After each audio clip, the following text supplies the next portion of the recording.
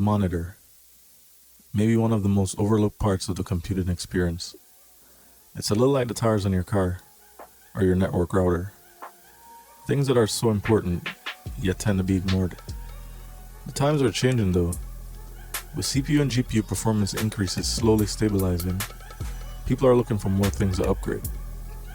First it was hard drives, and now it's monitors. Like the tires on your car, the monitor is your primary interface for gauging the video performance of your machine. No matter how fast your GPU, how high the DPI is on your weighted mouse, or how clicky those mechanical keys are, without a good monitor, all those things are useless.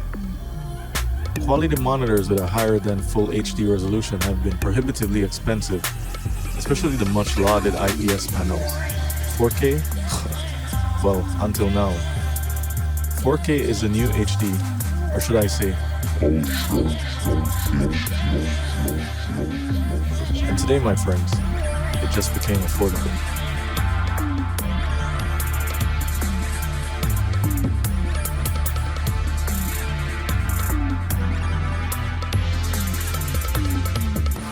The LG 43UJ6200 is a 42.5-inch 60Hz television that can moonlight as a somewhat decent 4K monitor.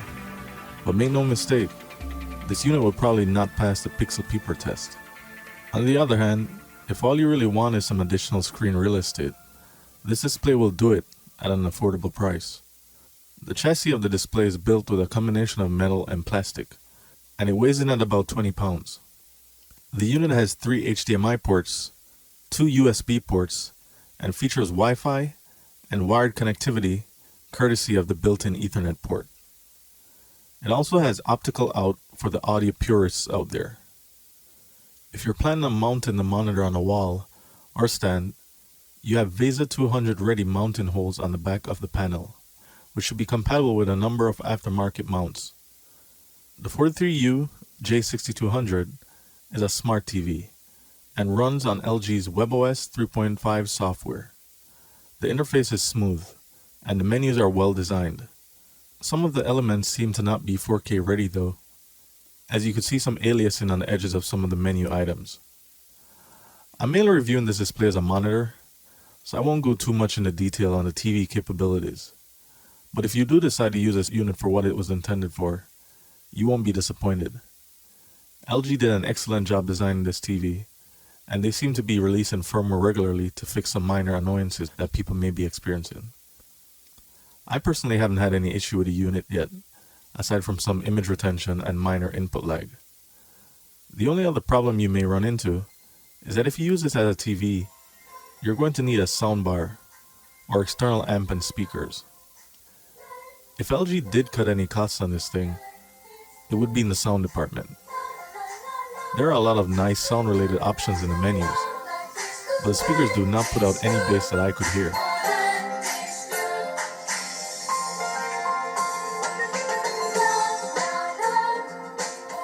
Mid-range and highs were clear, and you can probably just add a sub using the RCA audio jack in the back to compensate for the non-existent low end, but you're probably better off using an external amp and speakers. Connecting the TV to a computer is as easy as plugging the cable in and connecting it to your HDMI input. I highly recommend investing in a good video card because it will put a significant load on your GPU. I've noticed that some applications have trouble with the higher resolutions and seem a bit laggy when doing anything that requires hardware acceleration. I think this has more to do with the drivers and UI design than the display itself, but it's something to look out for. This panel has native HDR10 support, and although I understand why they would want to implement such a feature on a TV, I don't see any practical applications for it when using it as a monitor. Windows 10 does support the feature, which can be enabled by turning on advanced color in the display menu. So if it's something that you want to test out, you have that option. Realistically though, you won't be able to do much with it because it makes text almost unreadable and dims the display so much that you have to max out the brightness just to get it back to where you can actually see what's happening on the screen. I tested this feature out on Mass Effect Andromeda, which supports HDR10, and I could see where it could be good for seeing guys hiding or brightening up dark areas on high contrast scenes.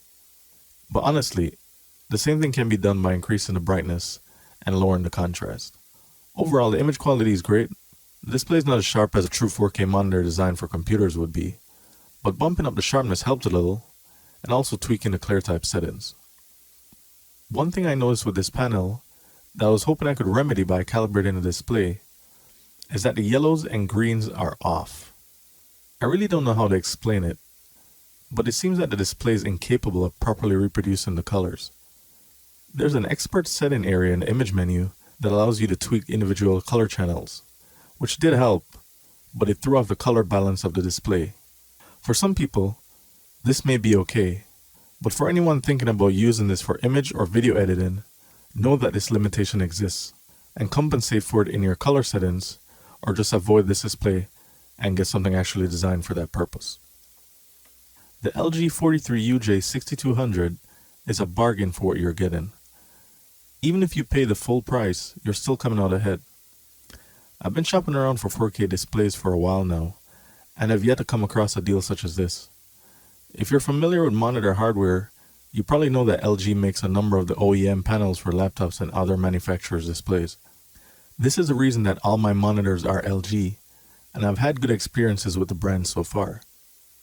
If you want to get the most out of this display, I would suggest calibrating it. I bought a cheap Color Monkey Smile from Amazon and used an open source application called DisplayCal to calibrate mine.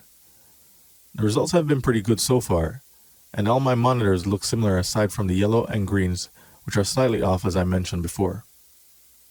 One thing I noticed on this unit that may not be public knowledge is that if you're a gamer and are willing to run the unit at a lower resolution, you can actually access the full 120Hz refresh rate when using this TV at a resolution of 1080p. You may think that the image would look bad, but it doesn't, since the TV has 4K upscaling. Your games will still look good enough to play comfortably. I love this display so far. I may eventually get another one in the future if they ever go on sale again. So this has been a quick review of the LG 43UJ6200. If you have any questions, please feel free to leave a comment below.